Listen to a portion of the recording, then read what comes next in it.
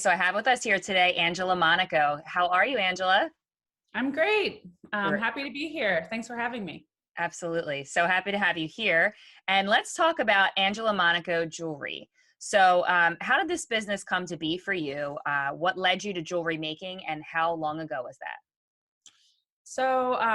Like a lot of business stories, I didn't really necessarily have so much of a plan to get into this. I've technically been creating jewelry since I was a little kid. It started on the school bus of me, making bracelets for my friends and the little hair wraps that you used to do in your friend's hair. And, later in high school, it moved to, more complex beading. And, I even got into the whole hep necklaces thing with the little shells. And, I kind of just never, it always was just like a crafting interest of mine. And I was always really crafty as a kid. I was always known for my art skills. And when I got into college, I did what a lot of college students do and work at restaurants. And I never loved it. I had so many restaurant jobs, bartending jobs, and what I always really loved was making things. In college, especially because once you get into college age, people might be able to afford to buy some things like that. So, my friends were always, supportive of me. Back then I made these wire wraps with crystals. I've been into crystals since as long as I can remember. And the interest that people would show in my jewelry just always kept me going. I eventually, in college, I started out in psychology because I have, a big interest in that, and I still do. And eventually, I kind of switched things over to art, and then I trained, as a jeweler, in the whole art school setting. So it kind of just, and I did other things too. I did printmaking, I did a little bit of graphic design. But I really kind of, after a few years of college and psychology, I kind of really switched my, just knowing that oh, I can do this. It doesn't just have to be this hobby. And so it kind of just kept propelling, kept moving forward. I moved to Philadelphia 11 years ago, maybe 12 at this point. And shortly, I had finished going to school. I never technically graduated, but I had kind of taken the next step in my life where I was okay, I am, I'm making jewelry. I had an Etsy page. And it was, and I still had restaurant jobs here and there. It was something that I was more sure that I am doing this. But that being said, I didn't have a business plan. Etsy was even so new back then. These days, everyone knows of Etsy, but back then it was so new. And so, what I know now compared to then is just almost comical. And that kind of was a blessing, because if I would have known how hard it is to run a business now, maybe I wouldn't have jumped into things like I did. So, so that's always, and that continues to be the story for me. I always do things and I'm wow, that was really hard. I'm really glad I don't think about things too much before I just go and do them. Because the reward is more worth it than how hard it is. So, through the years, after a few years of living in Philly, I had a home studio, and I had my Etsy page, and I was doing a lot of craft shows, curated craft shows, the Art Star Craft Bazaar. It's a really great one in Philly. The Renegade Craft Fair, that one travels all over the country. And I was kind of really on the road a lot. Schlepping the jewelry around, the displays, really putting myself out there in all conditions of weather, all over the country. And I really loved it. I love people. I love meeting other makers too. That's the best part for me, because no one else gets it besides another artist that does that type of lifestyle, And, after many years of that, many, I, I knew that I wanted to separate my home life and my work life. Even back then, I still didn't have a business plan. I wasn't like, I did not associate as like an entrepreneur, which I surely do now. I just was doing it. I was just going through the motions. And when I get ideas, I run with it. And one day I had an idea to get a storefront. This was back in 2011. And I was going to have my studio there instead of being in the small bedroom of my South Philly row home. And I was going to, I was going to invite people in to view my jewelry. I had crystals in there, lots of like oddities and I was going to have them come in, and on my door, it said by appointment or chance. And that was for real. It was really by chance for the first year. But it was a really small space and there was no pressure. And I needed that because I needed to get started in a more organic way. I was able to get in the space, start learning what it's like to like build displays and build experiences in a space that is stationary versus, moving the booth around the country. So that's kind of how I got started.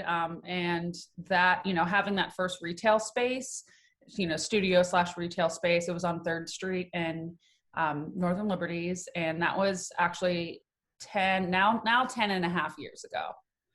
Wow. So. Wow. And so much has changed since then. I love hearing that your passion became your career. And, oftentimes a lot of the people that I have on the podcast here, that's how things go, is that they were driven by a passion that somehow turned into either, the career or the business, or even sometimes the nonprofit that people are running. I just love that, hearing all that background. So your services include engagement rings, wedding bands, or other jewelry projects. You design and produce everything locally here on Philadelphia's historic Jewelers Row using ethically sourced gemstones. Can you tell us more about the importance of producing locally, in your opinion, and why doing so ethically is so important to you? Yeah, of course. So I'm lucky that I planted myself in the city, in the great city of Philadelphia, where we have a little jewelry district, which we call Jewelers Row. So it's nothing compared to the Diamond District in New York City or even the Jewelry District in LA. But the fact that we have it here is amazing. We also have multiple schools that have really great jewelry programs. So Philadelphia actually produces a lot of jewelers, I think, in comparison to other random cities. So the fact that we have that locally is, where it all started. So if I wouldn't have had those resources at my fingertips, like casting headquarters, there's every single thing you can think of. Like when a consumer goes to Jewelers Row, they only are seeing the bottom level retail spaces, that I've hardly ever even been in any of those, because why would I? I'm not shopping for jewelry, I'm making jewelry. But in the second, third, fourth levels of those places, they're only open for jewelry professionals. And in those spaces is every single thing you can think of to do with jewelry production. So over the years, I've learned, the ropes of our little jewelry district. I've learned how to, I've created relationships with a lot of really great people there. And some of the people I've been working with the entirety of the 10 years that I've been doing this in Philly. So, the local, making things locally for me was I never even questioned that. I do have friends that have brands that produce things overseas, and there's, I would never put that down. Everyone needs support in the world, no matter where you are. But I personally really like producing everything locally, because I like meeting and knowing and working with these humans that I actually know and I see in the flesh. So it's just so much more fun for me. It can be and is a lot more expensive than producing things overseas. And I'm not going to lie, I've thought about switching some of my production, like maybe I could do these little bits, overseas. I've never gone through with it. I've always, stayed true to just working in Philadelphia. But, because of that, and the same reason that there's a lot of other people that produce their jewelry locally, the price is involved in that. And that's why, this is kind of going off topic, but that's why, as someone maybe that, admires jewelry, and, we all have Instagram, we're all seeing all these different brands. And I'm sure the question comes up sometimes, like, why is this person's jewelry so much more than someone else's, when you're comparing things? And it all has to do with how things are produced, has to do with, is the brand producing things locally? What city do they live in? Where are they sourcing their gemstones from? How much time do they take, sourcing gemstones sustainably, creating relationships like that? It's very time consuming. And there's not as much available in that sector than there is obviously something that you could buy on eBay or something that you could buy online. So it's important for me to have relationships with not only the people that I cast with, but the people I buy my gemstones from, the people I buy diamonds from, and it's taken a long time to get to this point where I know as much as I know about gemstones and diamonds, about reclaimed metals, about like Fairmine gold is a thing that I offer for engagement rings. But something to be really transparent about that is that it is costly, not just for me, but obviously then it becomes more expensive for the person buying the jewelry, whether it's my brand or someone else's brand. So, I love that everyone cares so much about sustainability. But with that, I think there needs to be like knowledge and some acceptance around the fact that, oh, I care about this and I'm willing to invest in it. It's an investment. Just like when you decide to buy a clothing brand that's sustainably made, that's why those clothes are probably 6-7 times the amount of something that you'd buy on like ASOS or H&M or something like that. So it's complicated, and it's something that'll never be done learning. There will always be new developments. There's new developments in technology on how to trace gemstones and diamonds. It is just, it's its own whole thing. It's its own whole job. I could have someone full-time that's just working on that for me. Right now I don't. It's me that's doing the development, but that's how complex it is. And and not everyone wants to spend the extra money for that. So, and what also is important is, it's not just about where did the stone come from? Obviously, how the people that mine it are treated, and how their families and communities are affected by it. Of course, all that is so important. But for me, it's also this added layer of like relationship with the vendor that I'm working with. So like, I care about the people that I'm working with. I'm supporting their family. Like there's an Indian family that I work with, and I love them. They're literally like I call them my gemstone family. It's like that. It's important to me. It's not just, oh, am I sourcing, from this specific mine that I know is, has like really great ethical and like sustainable practices put in place. It's like, do I have a relationship with that person that I'm also buying from? And a lot of these companies that put a lot of like love and work into, sourcing things sustainably, because it's, I'm not the gemstone supplier, I'm sourcing them. So those people, they care a lot too. And therefore a lot of them are just really, really, personal. They want to get to know you. We all support each other so much. We're all there for each other, even other jewelers that are on this trajectory of, just caring about not only the quality of the jewelry they make or clothing or whatever, but where things are sourced from. And it's something I'm really proud to be part of. But it's also something I'm very well aware of, that there will always be so much more to know. And I will never be at a point where I have achieved like 100%, doing everything perfectly. There will always be learning, like anything else. Like anything, right? And I think what's awesome is that you really just explained where the value lies in your product, right? That as you mentioned, that the price can reflect that, it's because there's so much that's going into it, right? There's so much care and concern and just the intentionality of everything you're doing. I think makes your product that much more valuable. And I think it's awesome what you're doing. I love everything about everything you just explained. So you say that you support marriage equality. You welcome every race, belief system, and sexual orientation. Can you tell us more about how you've created this business to be so intentionally inclusive? Yeah, I mean, I would hope that I have always, I feel like that has always been ingrained in me. As a child, I'm lucky that I grew up with a mother that is, very open-minded, non-judgmental towards anything like that. My mother's queer. That was something that was, just part of my childhood. It wasn't something I ever questioned. It wasn't ever something that was weird to me.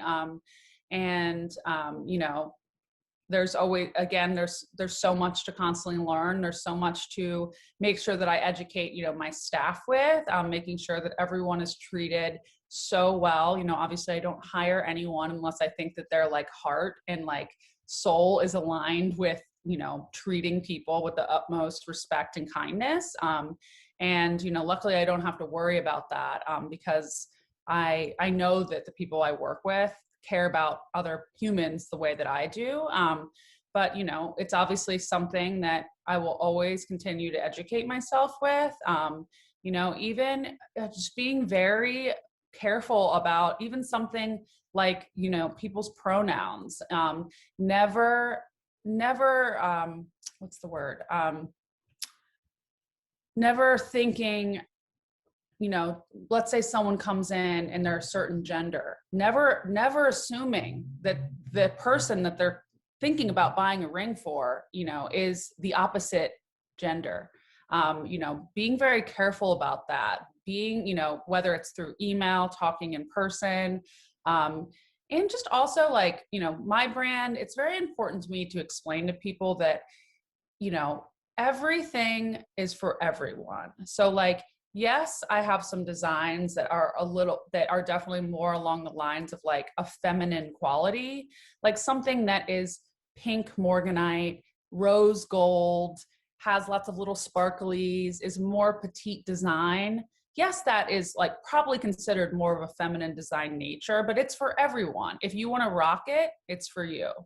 So I really try to help people see that. I do get a lot of people that come in and, they'll say like, well, do you have any men's jewelry? And I try to explain to them, like, even if they are identifying as a man, I do understand what they're saying. To me, it's like, oh, something that's more masculine. Also, sometimes men's, rings or ring sizes are bigger. So they might mean that too, or they want a longer chain. But explaining to them that, I don't genderify my jewelry. It's for everyone. It's just all about finding the style, the fit that's like perfect for each individual person. Just like finding, the love of your life is for each individual person. And it is, it's always a wake up call to me. Obviously I'm aware that people are not treated equally. But when I have customers that come and maybe they've had a bad experience with a different jeweler and they come to me and they're like, wow, thank you so much for treating me well. You wouldn't believe what I've gone through at other jewelry stores. Like, I can't believe it. I'm like, wow. Like I do believe them. And I do know that happens and it's so sad. But I'm just so grateful that I can provide a safe space for people to come in, whether they want to buy some jewelry, whether they want to look, whether they want to have a random conversation, get some coffee, whatever it is. It's, if me and other brands like me and other small companies like that can, help provide some smiles and some like understanding and some love to, to everyone like that. That's what is very important for me, to make sure that I do personally. It goes a long way to have that type of mindset. And you say that you design with love for love. So on this podcast, we talk a lot about compassion. So can you tell us what your own definition of compassion is, and how essential would you say compassion and love are to the work that you do? I love that. Yeah. Compassion is definitely one of my, favorite like feelings, something I strive for personally. It's just as important for me to have compassion for myself as it is for others. And I think that can be one of the harder things. It's really easy for me to treat others with love and compassion and, acceptance and forgiveness, but making sure that I like also reciprocate that back to myself, because I too am not perfect. And it's just, it's something that I think that we are in a very big change in the world in so many different ways. But if we can all just slow down and take a second to realize that everyone is exactly where they're at for a reason. Not to get into too much psychology of stuff, but like we all were handed, starting with a set of parents, right? We all grew up learning what we did from them. Not all of us agree with what, we were conditioned to learn, not to mention like society, how society has conditioned us all to think different ways. And all that. And that's really complex and a different conversation. But, that's one I would love to have though. Yeah. I love the topic of like, kind of picking that apart a little bit of the, kind of getting back to your own authenticity, because there is so much that has been placed on us either societally or, like you said, growing up. So sorry, I didn't mean to cut you off, but yeah, no, totally agree. Yeah, I hope that we can all kind of really take a look at, again, slowing down, thinking like, is this person, just, are they just wrong or bad or this, this, that, and the other negative thing? Or are they hurting also? Are they too having an experience that they don't understand? Giving people more chance to have, different opinions, and each person letting themselves, choose, what they're thinking and feeling at the time. Now, do I want to hang out with people that feel, totally different about, treating each person with, love and respect? Probably not. I'm probably not going to hang out with, I don't really have friends like that. I you tend to attract like-minded people, right? But also that being said, like when we do find someone that does feel differently about, any of the many major things that are going on in our world right now, maybe just have a little, compassion, a little understanding to the fact that we all are not perfect. We all are growing, we're all learning, we're all becoming ourselves. And things are changing at a rapid rate. So it is very hard to keep up with. And we're all not also emotionally intelligent in the same ways. I know that, you and anyone that's listening to this podcast has had a conversation with someone before and been like, man, they just don't get some of the things that I get, right? That doesn't mean that they're bad or that they're wrong, even though we might disagree with them.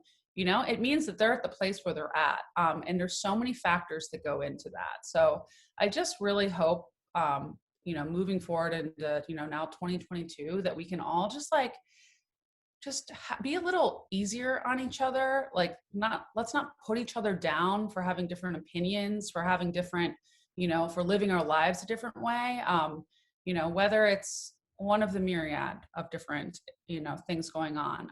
So I'm not going to get into the specifics because I'll go on a rampage, but I think that's a way to like, just wrap it up and be like, and that's how I try to live my life. And that's how I try to, come to my staff with that. I don't ever want them to be afraid to ask me a question or to, not understand something, whether it's how to set a stone or something going on politically. It's like there has to be room for conversation. There has to be room for us to not know, to not understand, to feel differently. And if there isn't, then we're just going to all keep getting divided and divided and divided.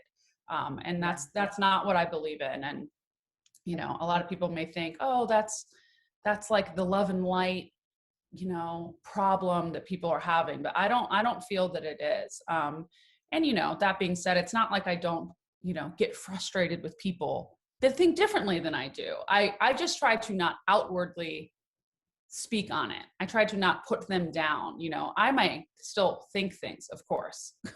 Right. Well, I think it's so important what you said about, the element of compassion there, that I think the only way forward for us is if we're going to have compassion for ourselves and everyone else, because like you said, there's so many things we can disagree on and everybody has their own opinion, but we're going to get nowhere if all we focus on is why I think you're wrong and why I think, all the things that you think are wrong, or, that we kind of, they're just like you said, you can keep some things to yourself while still having compassion for the fact that that person is who they are and are where they are on their own path in life. And that we all need to have like the respect to just be where we are, figuring things out. And I love how you put that, because it is compassion, such a huge piece of the puzzle here.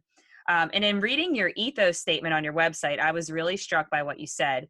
You say AMJ sees sustainability as a holistic and authentic strategy woven into the core of the brand, a continuous journey of learning and celebrating the collective beauty of what we do and who we are, not shaming or excluding ourselves or others. As I said, authenticity is also a topic I love to talk about. So can you tell us how important or necessary you think it is that we all encourage each other to be more authentic? And how can we best celebrate our collective beauty? Yeah. I am just like, I'm really always learning. I do love personal and spiritual development just as much as I love business and jewelry making and creativity. It all goes hand in hand. You know, and every day is different. Every day is so different. Learning how to use your own voice is very hard. It's been something I've really struggled with. I seem so talkative right now, and I am. And people would probably think of me as a pretty chatty person, but it has gotten me, I have had to do a lot of work on learning to love myself, learning to feel safe in that I am, also, a person that is trying their best. And I am working on myself and just believing in that. And it's, and it is an ongoing thing for me. I'm, just shout out to therapy. I'm a big advocate of that. And I do have a therapist that is wonderful that really is very well-rounded in mind, body, and spirit, and somatic therapy. And she's just, amazing. And I've done tremendous work with her. And it's just, it's something that I am always working on. And I hope that, it can trickle on and have an effect on the people around me. It's like, I don't have kids yet. And I had a very non-traditional childhood, very non-traditional and quite turbulent. So, if I ever do have kids someday, that's how they're going to learn. They're going to learn from seeing their mom take care of herself. They're going to learn from seeing, their mom, say no to something because it's not aligned with them, or speak up for themselves, use my voice. And so, that's something I kind of always think about, as I, do get a little bit older and am thinking about that kind of thing. Or even if you're not having kids, my staff, my friends, they're all, my chosen family. And it's just all, how I treat myself is all a ripple effect of how other people realize that they too deserve to be, treated and respected. And it's just something I just don't do perfectly. I just don't do it perfectly at all. So I am currently working on it right now at this very moment.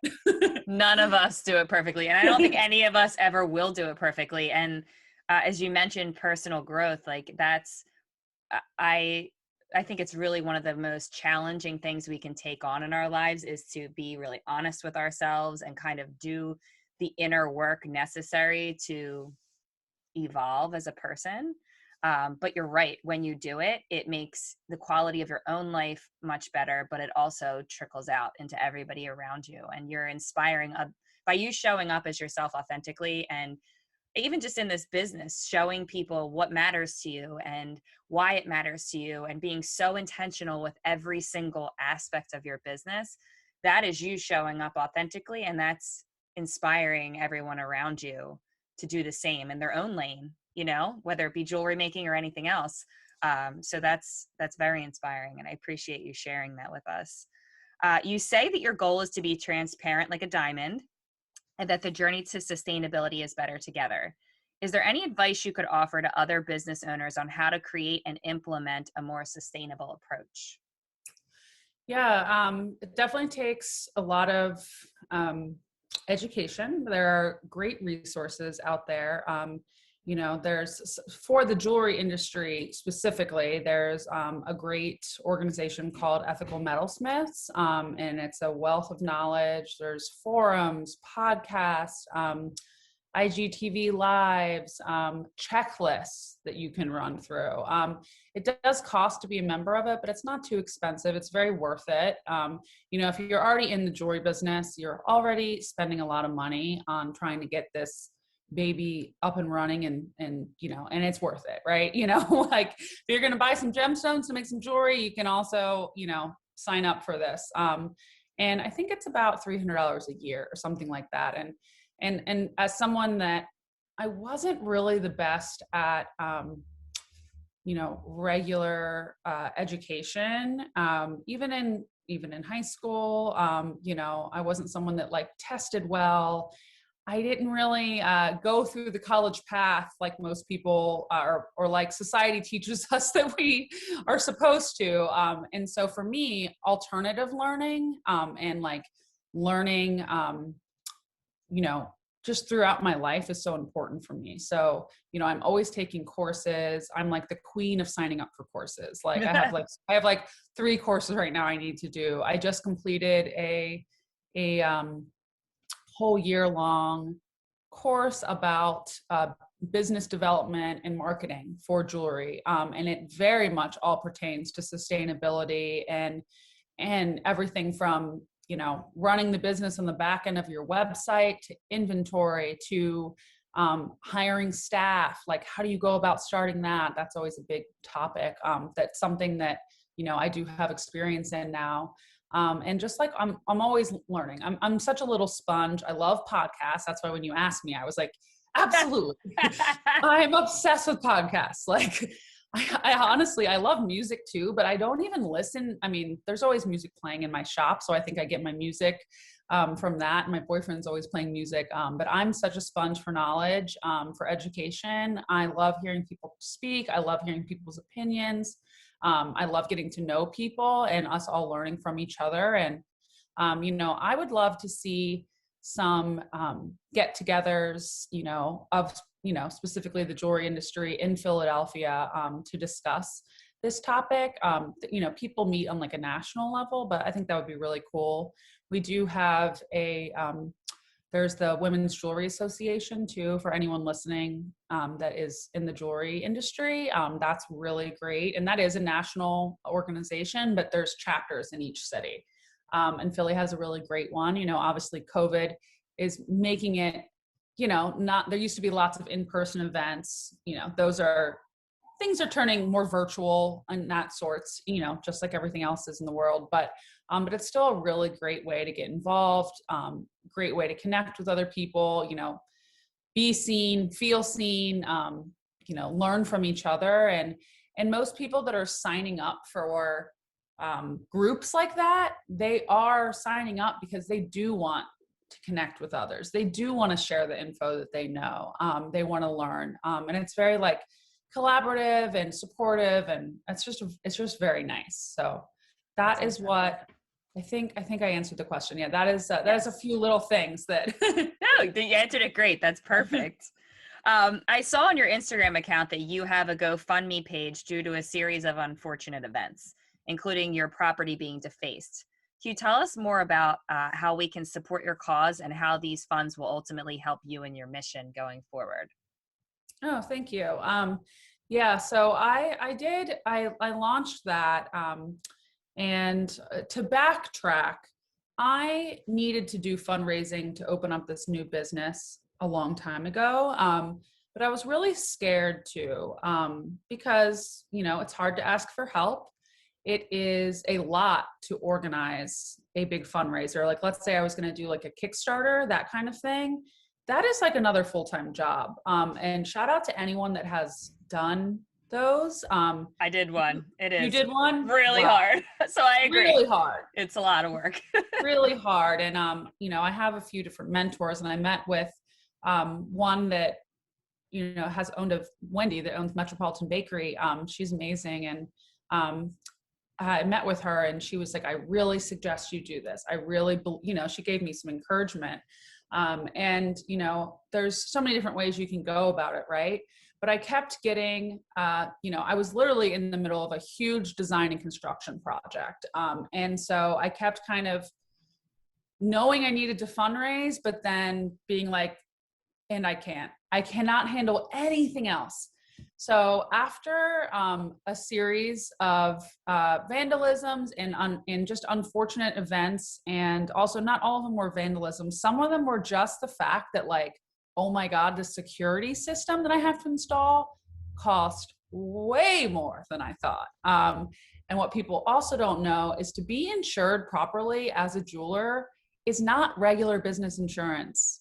It is this whole other thing, which I would love to help anyone out there that is struggling with this, because I have now spent a year learning about it, speaking on the phone. I don't even know how many hours with this like great rep that I found. And so to have the proper insurance, you have to have a series of things. You have to have a proper security system, and it's not ADT. It's the same type of security system that probably the Tiffany store has. You have to have anti-shatter glass film. You have to have cameras up in every single corner. You have to have a safe that weighs 12,000 pounds. Even that was like, first of all, where do you even buy the safe? Second of all, oh my God, it's so expensive. And like, how am I going to get it in the space? So I've learned a lot about these things, and anyone that's, building or, growing a jewelry business that's going to move into this sector someday, I am very happy to help you, because it was really hard. So anyways, the fundraiser is not just to raise money for, the $8,000 of defacing that's happening. It was also to get the security system, get me set up with this insurance, the anti-shatter glass film. So, in total, and that's all extra on top of all my construction that I had budgeted out. Because, I might not have had a grand business plan, and I definitely don't have investors. And, I definitely didn't plan this out financially like some people would, but I did not oversee, or I didn't see a lot of these very important costs that were going to come my way until the very end. And so it was kind of like, after the defacing happened, I was like, wow, like I cannot get open unless I raise this money. And so luckily, a few friends of mine that own businesses were like, you just make a GoFundMe. Like, it's so easy. They're like, I'll sit on the phone with you while you do it. And I was like, I can't, like, it's like, I want everyone to ask me for help, but then I have such a hard time asking for help myself. So, my friend Alex sat on the phone with me, and I, wrote it out, wrote out the different things I'm trying to raise money for. And I got a lot of really positive support. A lot of people really understood, or just like believed in it. And then I got some, of course, like these days, if you have a decent Instagram following at all, I got some negative slack too. But, I just pointed them in the direction of like, if you want to know more, like literally read the GoFundMe page. Like, Yeah. this isn't like, woe is me. Oh my God, I own a jewelry company and this is, so sad. It's like, no, like I'm trying to do this thing that is a big deal in my life that provides jobs. It's going to provide, my team at Ritual, my other business, has grown to 9-10 people. And I am constantly told that it is a healthy, loving work environment. It has competitive, hourly rates. Some of my staff, most of them are on health benefits. Like these are all things that I believe in. And every small business that opens like this with these beliefs, that is what's going to change our neighborhoods, our city, our country. It's not, I'm sorry, but it's just not these gigantic companies that are making the difference. Yes, some people, have jobs that they like at them, but it's the small ones. It's the small ones like mine that I am proud of, that really make the community better and really are going to help rebuild our city. Because we need the neighborhood needs some help. Everything is closed all around me, and so I'm like, okay, if I open up this corner spot, that's going to create more jobs, it's going to create joy, liveliness, then I'm just like hoping the trickle effect of all the other places reopening, or new businesses opening happens. So And that's a long-winded answer.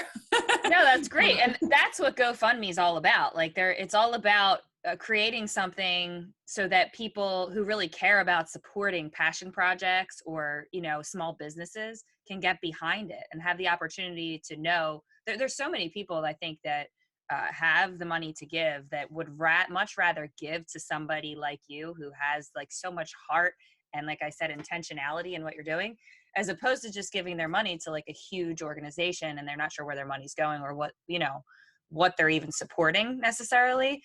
So I love that you did it. And I'm sure that was hard for you, because I know I can relate to that. It's not easy ever to ask for money. It's not easy to ask for support. I run a nonprofit myself, and I've struggled with that for the past 10 years. Fundraising is my least favorite part of what I do. Because it's just hard. You do what you do because you love what you do, and you do what you do because you care so much about what you're doing and the people you're supporting and all of those things, that it's hard to have as much equal passion about fundraising, and it's hard to ask for money. But I would say to anybody listening, I would absolutely, recommend that you go check out the GoFundMe page. I'll put a link to it in the show notes, so people can learn more about exactly what it is that you're doing and they can support you. So lastly, thank you so much. Oh, you're welcome. Lastly, can you tell us how we can all best follow along with your work and your mission? Where can we go to learn more about your products? Yeah, so, I definitely have an Instagram. Angela Monaco Jewelry is my Instagram. It's also my website. And, we've put a lot of work into our website over the last couple of years, developing pages like my ethos page. So thank you for reading that and like really soaking it all in. I'm like, oh my God, people are seeing the pages I've created. It's a beautiful website too. Yeah. The website's beautiful. Thank you. I've had some really amazing help with that, working with, a few different people in the city, and because, it takes a village. And so I would say my website has the most robust amount of information. We're in the process of updating it right now. I have like a new and improved, bio that's coming out, more info about the shop, more info about custom jewelry and like the process of that. I'm all about educating people. And especially because I feel like I have a lot to share. So the website's the best way to get it all flushed out. And then Instagram is, a fun way to kind of follow along. I'm really, I'm doing my own Instagram now, moving into 2022. And I really, in the past, I've struggled with being consistent with it. And therefore I've like then hired different people to do it. But I feel like it's just so important that it's done by me. I want to show people, kind of the reality of what it's like to run a jewelry company, and funny moments that we have with our staff. We're always like all being goofy and joking around, dancing, and You know, the way the light hits the displays, it just lights me up. So like, I want to show things like that, and just kind of work on things not being so visually perfect, but showing, even though the space is visually gorgeous, just showing like the ins and outs more. That's my goal for 2022. So definitely follow along there. And yeah, and I appreciate everyone so much that does follow or will. When people send me DMs, I manage all of that. It's me writing back. I love it. Any little simple comment, an emoji, whatever it is, it means so much to me. You know, even after all this time, I still can't believe that people, you know, it sounds silly, but I'm like, wow, people wear the jewelry I make? Like, this is blowing my mind. Like, the fact that people get engagement rings from me, and that they trust me, and that they're, you know, wearing this thing I created, that means so much to them. And, you know, you just really get to know people.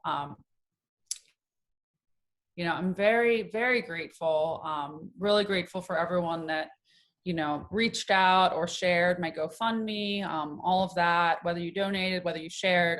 It just felt amazing to feel so loved. And I hope to, you know, continue to share that love with everyone, and just all keep supporting each other. So Amazing. Well, you're so inspiring, and I really appreciate you taking the time to share everything you did with us today about your business, and, you know, even just your own personal feelings.